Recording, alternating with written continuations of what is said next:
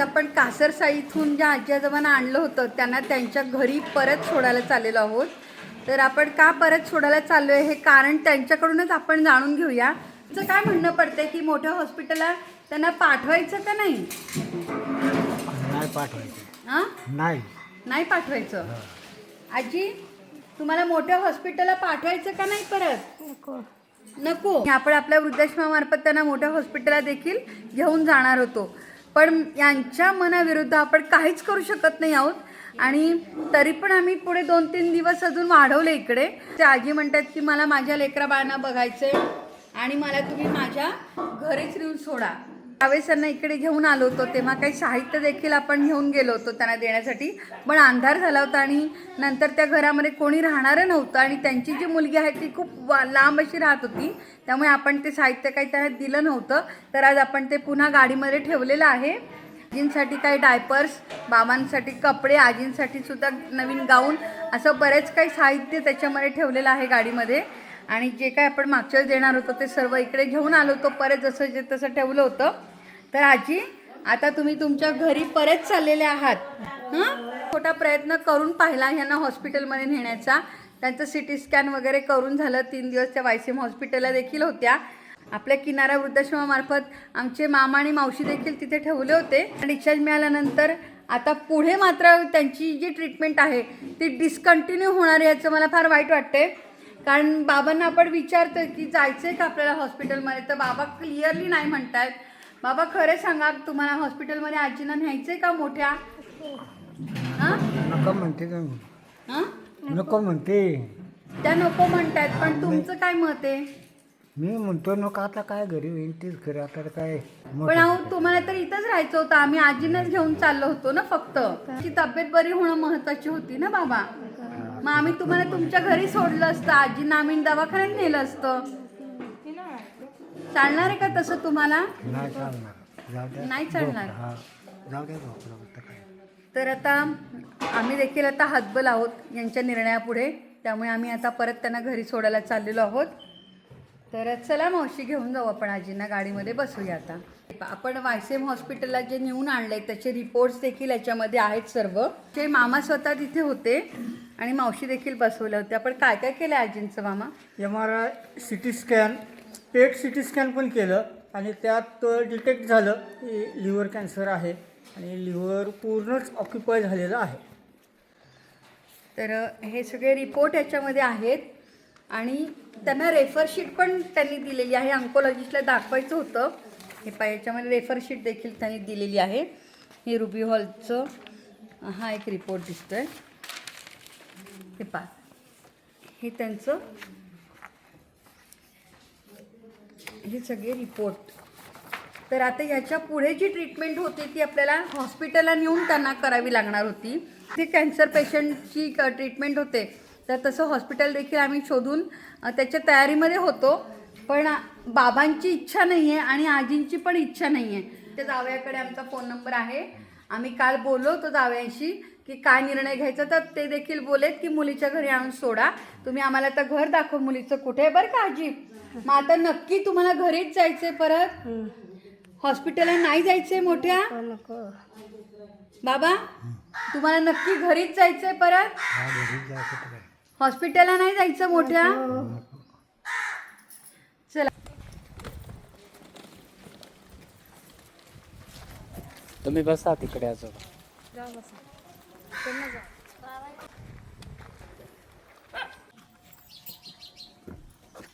यावर आजींसाठी डायपर्स घेऊन चाललेलो आहोत आता. आणि आजोबांना आम्ही दाखवून दिलेलं आहे ते कसे लावायचे ते. आणि याच्यामध्ये ब्लँकेट्स आहेत भरपूर असे, याच्यामध्ये कपडे आहेत. आपण तर प्रयत्न केले आता आणि त्यांच्या शब्दापुढे आपण पुढे जाऊ शकत नाही. आणि गेले 2 दिवस झाले बाबा पण खूप मागे लागले होते की आम्हाला घरी नेऊन सोडा, घरी नेऊन सोडा. आणि काल संध्याकाळी तर ते जेवलेच नव्हते दोघंही. आम्ही खूप आग्रह केला. आम्ही त्यांना म्हटलो की आम्ही सकाळी घेऊन जाऊ तुम्हाला, आता जेवण करून घ्या. मग ते जेवलेत. आता चला आपण सोडूया जाऊन त्याला. व्यवस्थित बसलाय ना आजी? चलायचं ना? चला.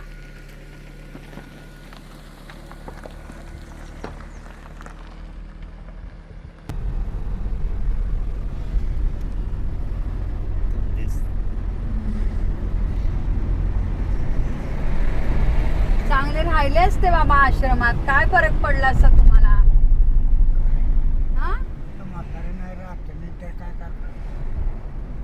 अहो पण ते आजारीच आहे, तुम्हाला तर चांगलं खायला प्यायला मिळत होतं. मला मिळत होतं खायला म्हणा, पण खावं नाही तर काय. मग तुम्हाला काय कमी होती आमच्याकडे सांगा बरं. कमी नव्हतं काय, पण ते मनातली गोष्ट पुढे जाते. हा? मनातलं काय न जात. काय मनातलं नाही जात? म्हातारी नाही जेवत, म्हातारी नाही खात, आपणच काय कसं काय खावं.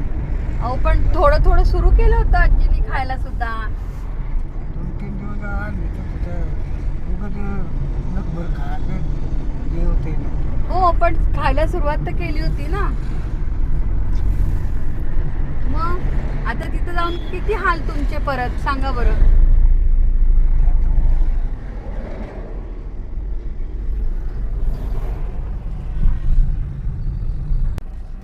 बाबा आता कसं राहणार हो तुम्ही घरी?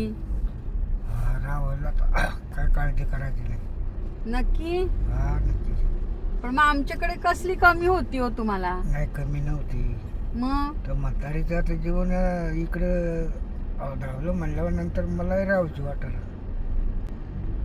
पण आजी का मागे लागल्या जायला आता? म्हणत होतं की चला आपल्या झोपडावर जाऊ.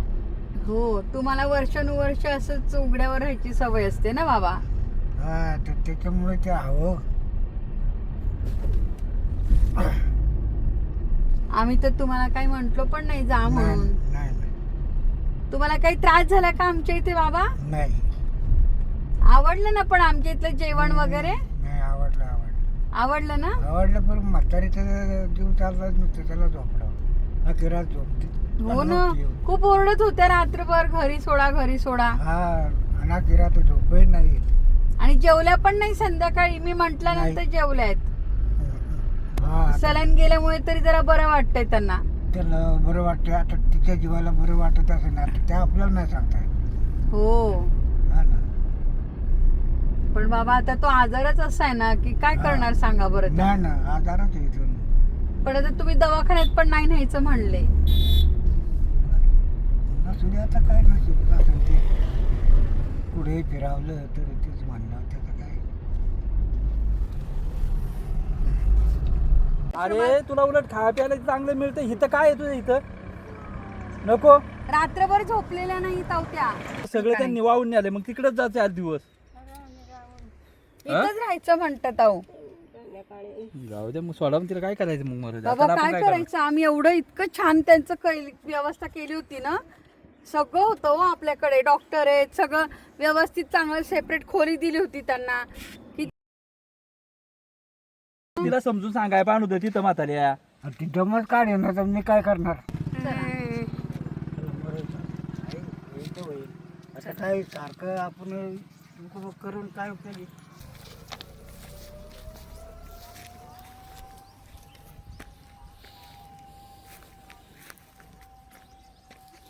बघा आता काय आहे का आतमध्ये. बस आता बस आजी खाली. थोडं तरी बरं वाटलंय ना, अजून बरं वाटलं असतं बाबा. काय करणार बडी माणूस तर काय करू. आता तिच्या मनाला नकोच म्हणते. मी एकटाच राहून तिथं काय करू. आता ही नाही थांबत. जी हात नका जोडू, आम्ही प्रयत्न केला हो, फक्त हात नका जोडू. मग तुम्हाला तुमच्या घरात सुख आहे तर आम्ही काय करणार बाबा सांगा आता. आम्हालाच खावं ना तर तुम्हाला काय म्हणायचं. ते तर आहे. बरं हे डायपर वापरा आजींना, तर तुम्हाला मी दाखवले कसं बदलायचं ते. हा आणि त्याच्यावर सगळे नवीन नवीन कपडे आहेत बाबा, आणि भरपूर ब्लँकेट आहे, सगळं नवीन आहे, काही जुनं नाही. दाढी करायला तुम्हाला हे बघा रेझर पण ठेवलंय, थांबा तुम्हाला दाखवते. इकडं बघा, तुम्हाला दाखवते. दाढी करण्यासाठी रेझर पण आणले. हे बघा सगळे नवीन नवीन, हे बघा सगळं नवीन. हा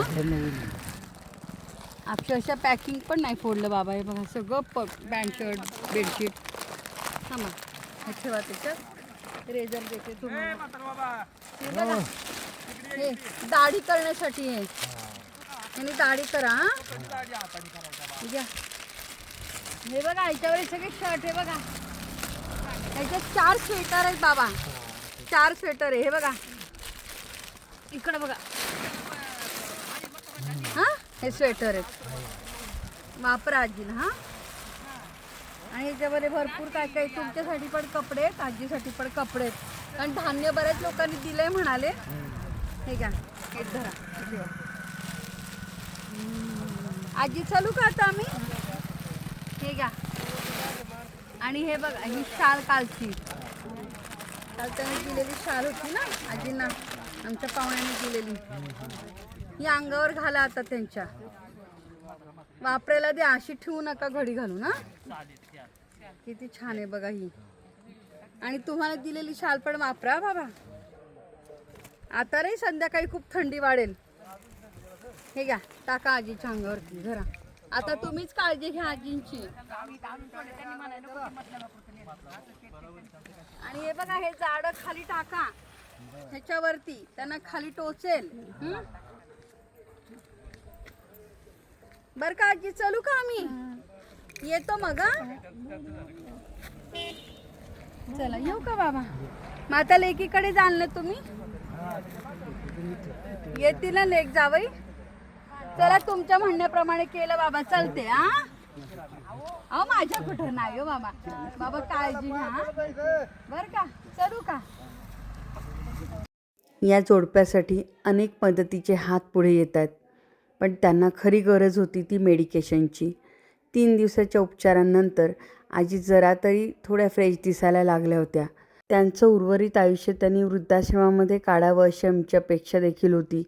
जे काही होईल ते झोपडीतच असं म्हणून त्यांनी आमच्या मागे खूप हट्ट धरला, म्हणून शेवटी आम्ही त्यांना त्यांच्या घरीच सोडून आलो.